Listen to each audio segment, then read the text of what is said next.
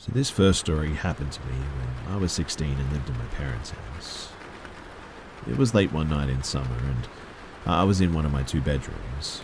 My brother and sister, both older than me, already lived in their own, and I got one of their bedrooms for myself, which sort of made me get two.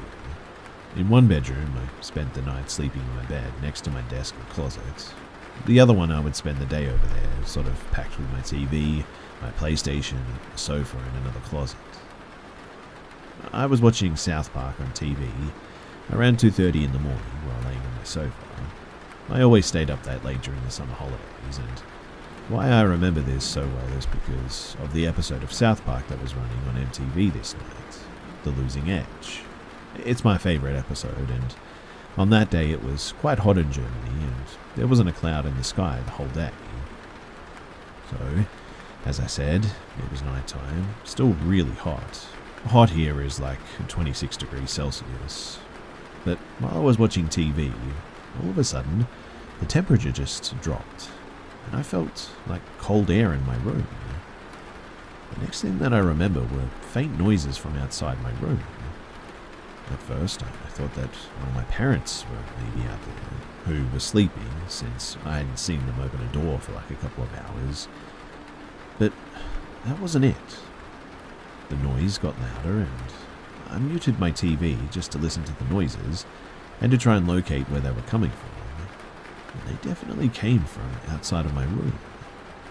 So I got up, walked to the door and opened it. The hallway was pitch black and I couldn't see anything, except for the steps to my right, which were lit up by my still running muted TV screen.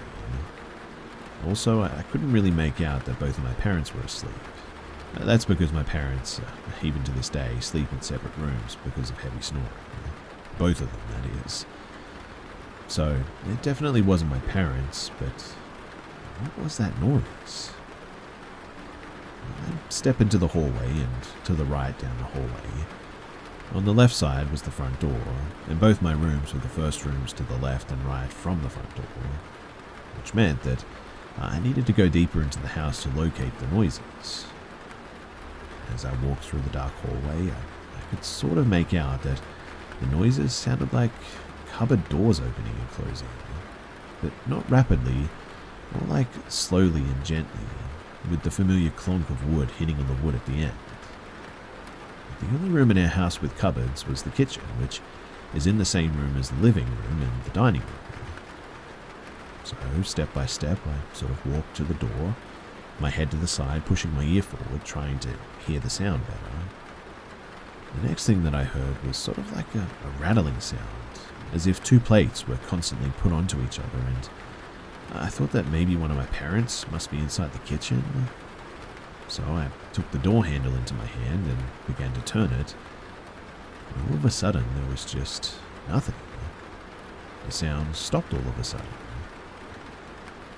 I decided not to step into the kitchen, and I turned around to walk back into my room, through the still dark hallway.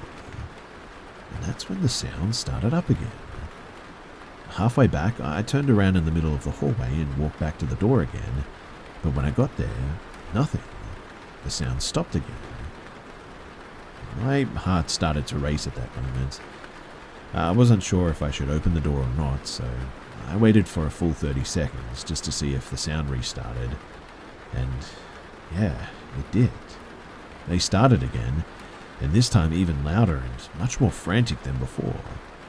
I was half scared out of my mind at this point, but I collected my courage and I opened the door.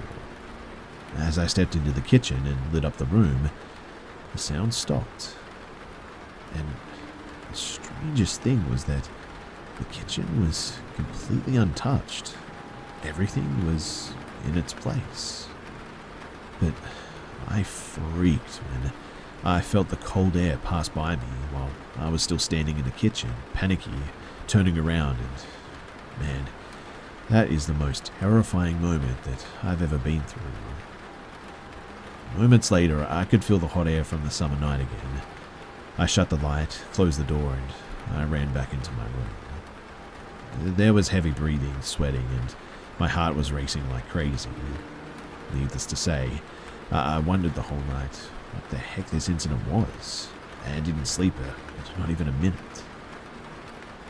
The next morning, I asked my parents if they noticed anything, or if they were in the kitchen after midnight at all, but they almost simultaneously said no.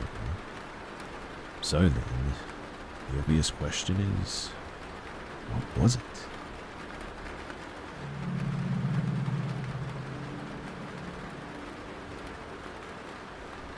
So, the first paranormal experience that I had was back when my age was in the single digits, maybe around 7 or 8 years old. I grew up in the Midwest, Ohio to be more specific. The town, or village as we grew up calling it, was not large by any means, maybe around 40 to 50 people at most. During this time, though, my family didn't have the internet or cable TV. Cell phones were just starting to become mainstream, mid-90s era, and as such, entertainment was mostly chores or roaming the surrounding area, or just exploring. My house was backed by fairly dense woods. There was a steep decline with a relatively flat wooded area where a creek ran through it. This creek wasn't very deep, waist deep in certain areas, but mostly knee or ankle deep. But it was pretty wide. Growing up, I practically lived in those woods, hiking up and down that creek, mapping the woods, exploring a few long abandoned and collapsed houses that nature reclaimed. I lived and breathed nature practically, and those woods were my home, away from home. My father grew up in that area.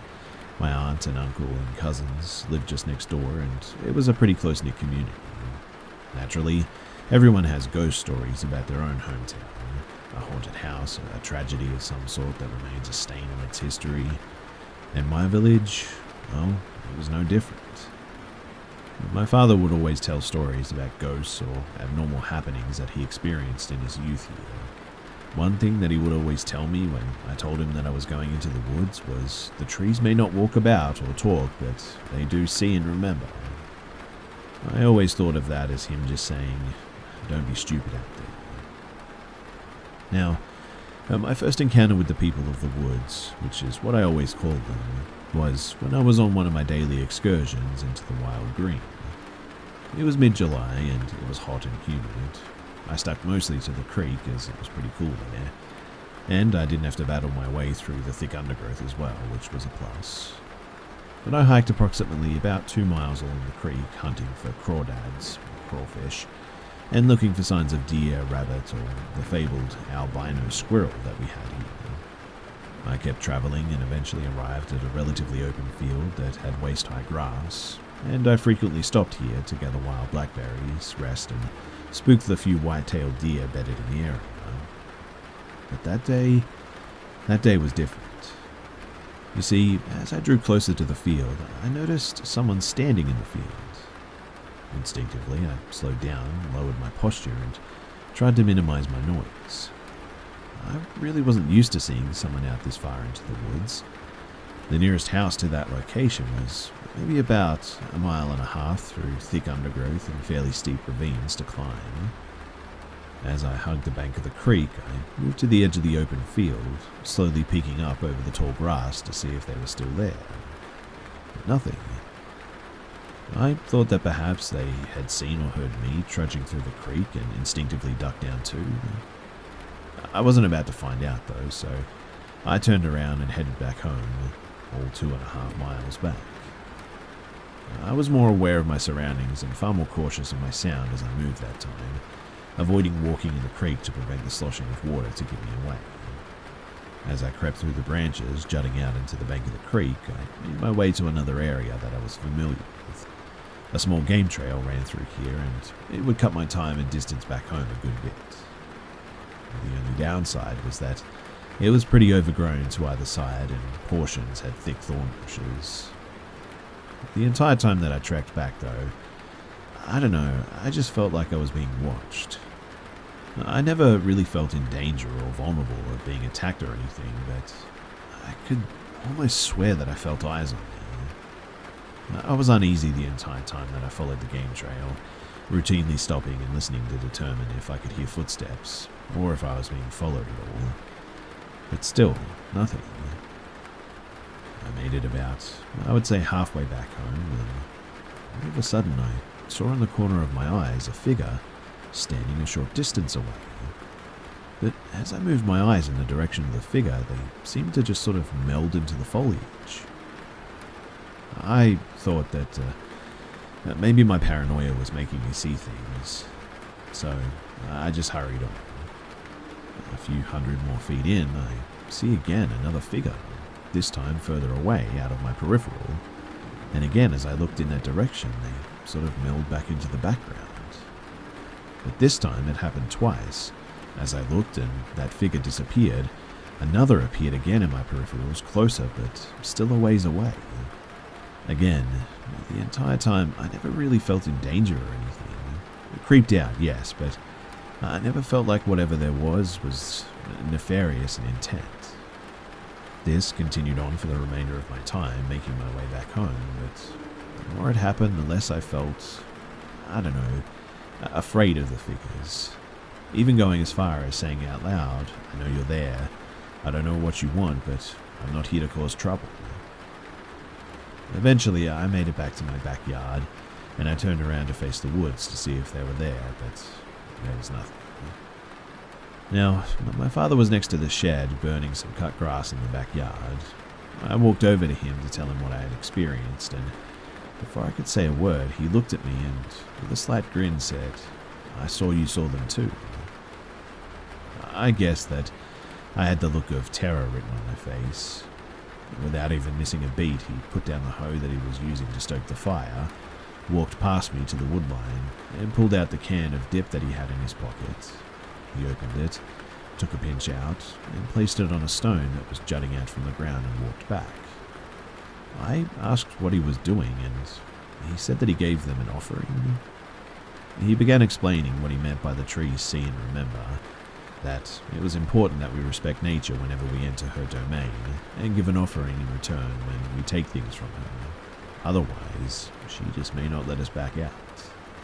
He gave me the can of dip and said that what I saw were what he believed were spirits of Native Americans keeping watch over their former land.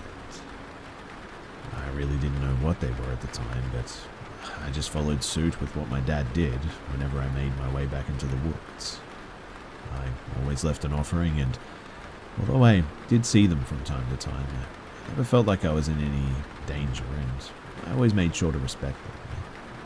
If they appeared in my peripherals, I would travel in the opposite direction, apologizing for any transgressions. My cousins and many people in my village, they were all aware of their existence too, and just kind of gave them a wide berth whenever they appeared. I was completely oblivious to their existence, but when I learned of them and experienced them, a whole lot of people opened up about them, about some of the history of the town and stuff like that. It was an interesting experience, and it's something that I'll never forget. It definitely was creepy, but again, thankfully, I never felt like I was in any danger.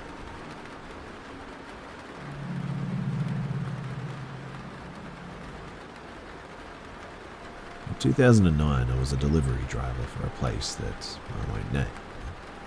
I'd been a delivery driver for a while at this point, and I loved the job. I'm super extroverted anyway and love chatting with people, and it was just fun. I also had my fair share of mildly creepy encounters, given that I'm a girl and I was delivering in one of the sketchier areas of my city. I never thought really much of any of them, or saw any real threat.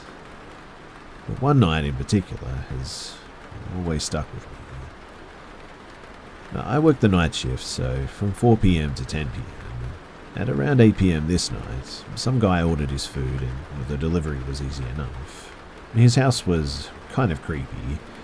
Like, there were no lights, and when he entered the door, there was a foul smell that immediately hit me. He also didn't say anything, and I said my usual, "There's that for you, and could I get you to fill this out?" The tip thing. But he didn't reply at all, or even acknowledge me asking him to sign the slip. I didn't think too much of it, and I just headed back to the store. And almost exactly when I arrived back, another order popped up to the same house, and he had ordered the exact same thing. I was confused, but Still not too worried, and took the delivery and had the same experience. No lights on, smelled terrible, and he didn't say a word. I headed back to the store feeling pretty uncomfortable, but again didn't think too much of it. But I started to get extremely uncomfortable when I arrived back to the store and another identical order was up. My manager at the time, unfortunately, didn't understand the creepiness of the whole thing and insisted that I take it. Despite my reluctance, I took it. But this time when he opened the door, I told him, "You can order more than one sandwich at a time, you know," as a sort of attempt at humor. He didn't say anything and just closed the door.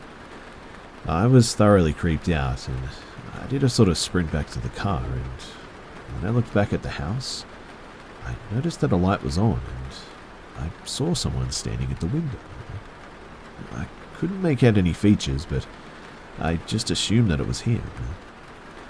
In the end, I still don't know who was standing in the window or why.